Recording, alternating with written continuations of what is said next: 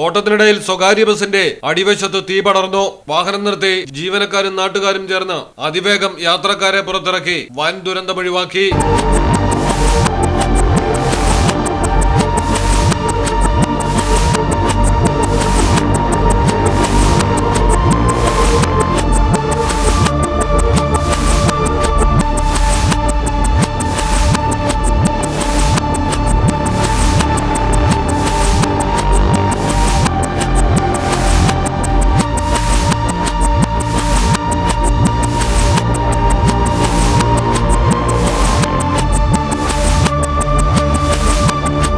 പാലക്കാട് ഒറ്റപ്പാലത്ത് വെച്ചാണ് അമ്പാടിക്കണ്ണൻ എന്ന ബസ്സിന് തീപിടിച്ചത്.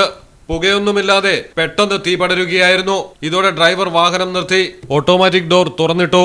തുടർന്ന് ഓടിക്കൂടിയ നാട്ടുകാരും ജീവനക്കാരും ചേർന്ന് സ്ത്രീകളടക്കമുള്ള യാത്രക്കാരെ ഉടൻ പുറത്തിറക്കി മാറ്റി. ചില യാത്രക്കാർ ബസിന്റെ ജനൽ വഴിയും പുറത്തേക്ക് ചാടി. ഈ സമയം തീയണയ്ക്കാനുള്ള പ്രവർത്തനങ്ങളും നടന്നു.